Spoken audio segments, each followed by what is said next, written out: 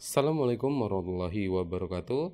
Oke teman-teman, pada video kali ini kita bakalan melanjutkan tutorial kita mengenai Android Plan Apps, dimana kita kemarin udah membahas bagian desain home ya. Ini adalah aplikasinya. Sekarang kita masuk ke bagian masih di home, tapi kita bakalan coba menampilkan data dummy di bagian page sini. Jadi di sini nanti ada datanya sesuai dengan UI yang udah kita bikin sebelumnya kayak gini ya. Oke, langkah pertama kita membutuhkan sebuah model data. Di sini kan kita punya title sama deskripsi, berarti datanya ada tiga, yaitu ada ID, title sama deskripsi. Jadi kita bisa bikin kelas model terlebih dahulu, pilih aja Kotlin file class, kemudian pilih kelas. Nah, di sini kalian bisa bikin namanya, misalnya kayak ini ya, ini menggunakan item data ya. Jadi saya bakalan membuat namanya data model. Nah, setelah jadi seperti ini, langkah kedua kita bakalan merubah untuk kurung kurawalnya ini ya. Kita menggunakan yang bulat aja. Jadi kalau yang bulat ini jatuhnya kayak instruktur ya. Jadi di sini kita bakalan bikin tiga. Pertama var id, biasanya menggunakan integer ya. Jadi di sini integer kayak gini. Terus kita set aja kalau misalnya 0 nanti value-nya 0. Kemudian kita bikin dua lagi. Nah, yang sisanya ini menggunakan string kayak gini. Terus ini tinggal pastein aja ya. Nah, ini title. Yang ini deskripsi. Nah, untuk kalau misalnya 0, ini kita bikinnya string aja kayak gini. Yang ini kita bikin string aja kayak gini. Jadinya modelnya kayak gini ya. Terus ketika kalian telah membuat model data, kita bakal masuk ke bagian adapternya. Nah, untuk model data sendiri sebenarnya kalau kalian menggunakan JSON ya, misalnya kalian punya API, terus kan API itu punya responnya. Nah, itu bisa kalian langsung convert menjadi model data dengan cara menggunakan plugin kayak gini, generate pojok from JSON atau Kotlin data class file from JSON. Nah, dua library ini bisa kalian tambahin lewat di bagian sini, file, kemudian setting. Ini sebagai info aja ya. Jadi tinggal kalian cari misalnya plugin. Nah, di sini tinggal kalian tulis deh nama pluginnya sesuai yang kita udah install ya. Di sini ada beberapa yang udah saya install kayak gitu. Java juga sama, ada juga library-nya. Jadi kalian bisa install sesuai kebutuhan kalian. Nah, balik lagi ke adapter, kita bikin file adapternya ya. Sama sebelumnya, Kotlin file class, kemudian kita bikin data adapter. Harusnya tadi pilih kelas ya, mana kita bikin file. Sebenarnya sih nggak apa-apa ya, cuman bakalan beda di bentuk apa ini ikonnya gitu. Nah, kalau kita bikin kayak gini, misalnya kelas data adapter, nah kita bakalan bikin dia intent ya. Maksudnya inheritance atau turunan dari recycler view. Nah, yang ini. Kemudian titik pilih adapter. Nah, setelah kalian pilih adapter, kalian bisa bikin sebuah kelas kayak gini. Nah, nanti nama kelasnya sebenarnya bebas ya. Kalau saya biasanya kayak gini dulu, data adapter. Kemudian di sininya baru kita tambahin view holder. Nah, kayak gini. Kemudian baru tutup kayak gini. Nah, ini pasti dia bakal minta implement, alt enter, implement member. Nah, di sini kalian bisa pilih ketiganya, oke. Nah, tinggal yang nanti yang error bagian view holder aja. Karena ini kita bakalan bikin seperti inner class gitu ya. Jadi di dalam sini baru kita bikin kelas view holder kayak gini. Kemudian di sini baru kurung-kurung awal, tinggal tambahin sama kayak di atas ya, hierarchical view. terus kalian ambil view holder. Nah, kayak gini. Baru di dalam sini kita kasih item view. Nah, kayak gini. Item view-nya mungkin bakalan error karena kita harusnya pasang di sini juga ya. Item view. Oke. Nah, ini udah nggak error, cuman kita belum menerapkan beberapa hal ya. Misalnya kayak datanya itu belum ada. Nah, untuk to do ini harusnya kalian hapus semua ya. Karena bakalan terdeteksi sih ya seperti error kurang lebih ya. Nah, kayak gini nih. Karena kosong dia bakalan bikin error kayak gitu ya. Nah, kemudian kita bakalan masukin beberapa data. Nah, untuk datanya sendiri kita bikin seperti ini, privat. Ini buat penampungnya dulu ya. Misalnya privat var data list gitu ya. Kemudian kalian ambil misalkan list ya. List. Nah, nama modelnya tadi apa? Sini kan data model. Nah, kayak gini. Kemudian panjangnya array list ya.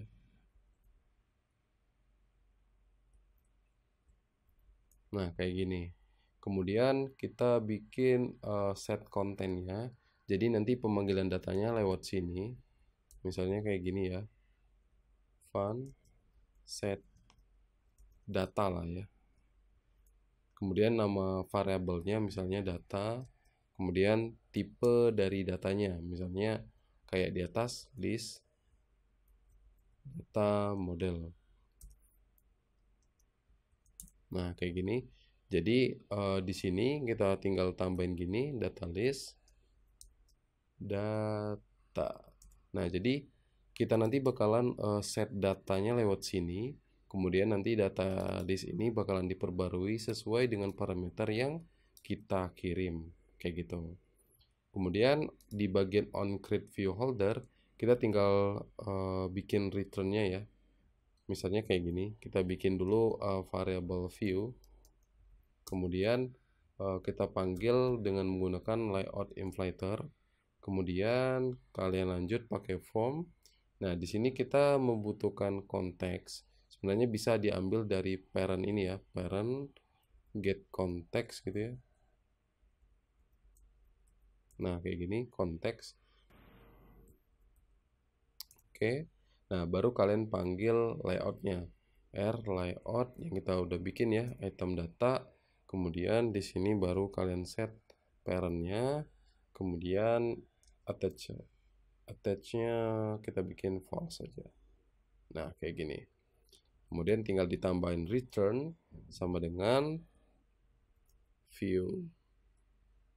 Nah, ini ada baiknya karena variabel ya, hurufnya kecil aja. Nah, kayak gini. Ini return view-nya mengarah ke bagian view holder. Jadi tinggal tambahin gini, view holder i.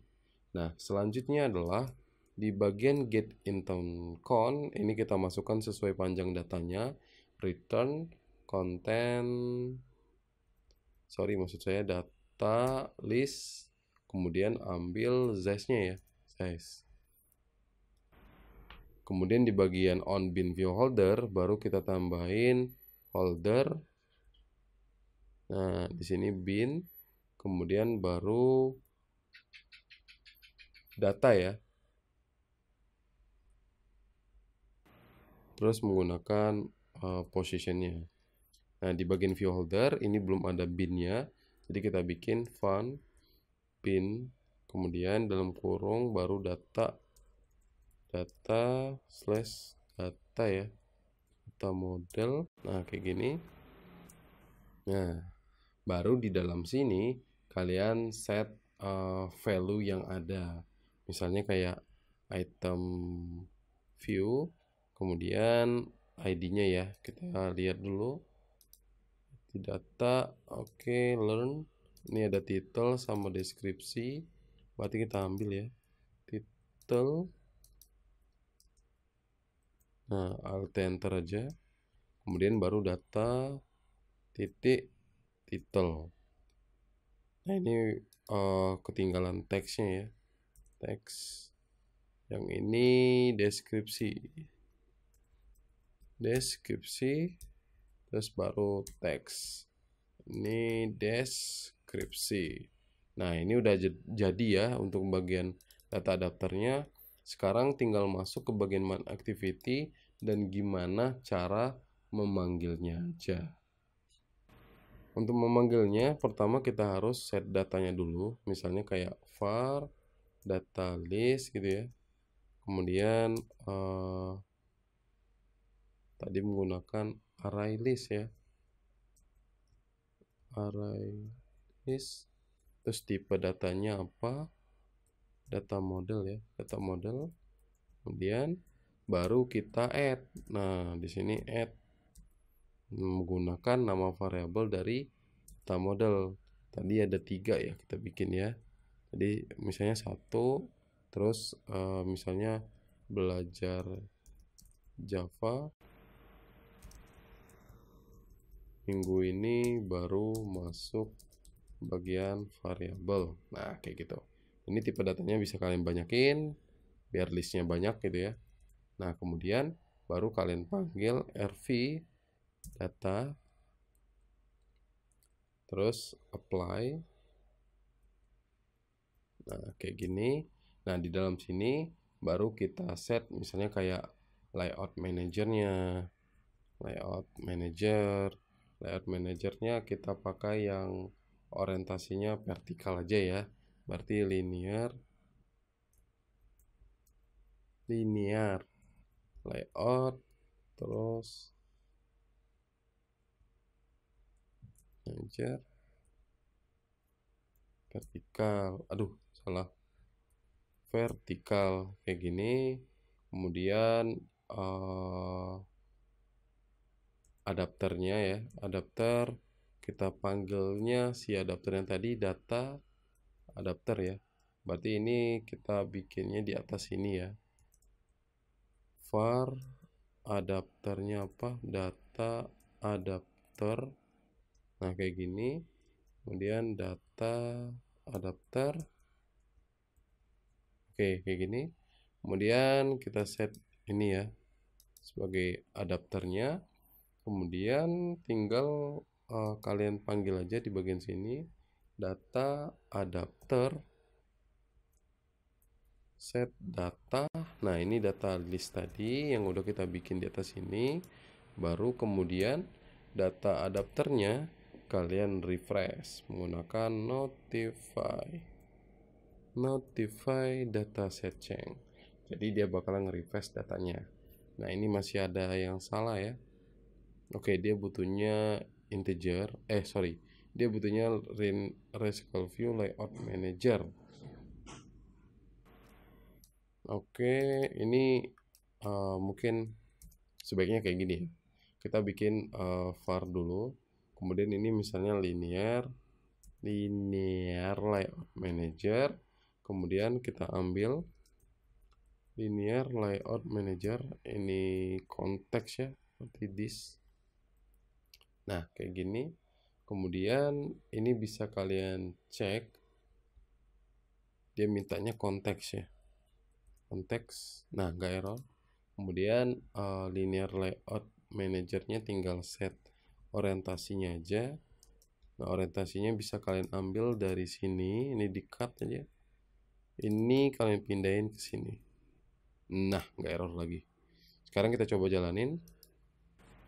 Oke ini udah jadi ya. Jadi nanti kita tinggal kasih action kayak gini ya. Oke kita kasih aja kayaknya callbacknya di sini 1, terus tinggal edit. Kalau yang ini tinggal add kayak gitu. Nah untuk menambah callbacknya itu caranya cukup mudah juga. Pertama kalian bikin aja parameternya di sini ya. Misalkan kita bikin file callback ya. Oke ini bukan kayak gini. Ini kita bikin callback kayak biasa. Kemudian ini jangan di alt enter ya. di bagian sini kalian bikin interface dari callback-nya. Misalnya kayak interface, terus tadi ya callback, kemudian kurung kurawalnya tinggal tambah aja font, misalnya kayak on click gitu ya. Nah, gini. Terus di sininya saya pengen datanya tetap ada ya. Berarti kita ambil dari data si model tadi. Nah, kayak gini. Terus gimana sih cara nyambungin callback di sini ke dalam klik di sini gitu ya. Itu pasti jadi pertanyaan buat teman-teman. Pertama kalian harus melempar dulu callback di sini ke dalam sini. Kayak gini. Nah, ini kan view holdernya emang nggak ada callbacknya di sini. Jadi kalian harus bikin parameternya. Misalnya kayak gini, file callback. Nah, kayak gini. Kemudian, nah di sini kalian tinggal bikin aja. Oh, sorry.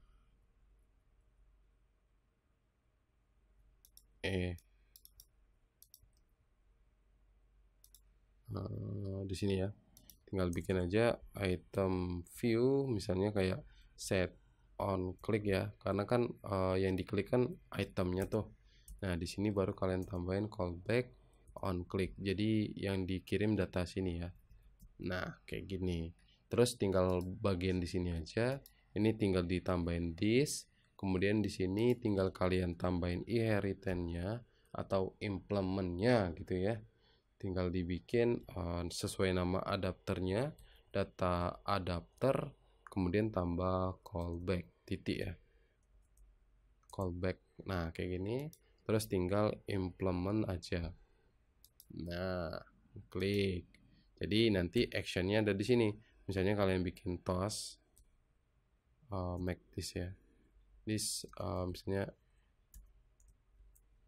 edit data nih gitu ya. Kemudian toast length, kemudian show. Nah, ini kita bisa jalankan kembali.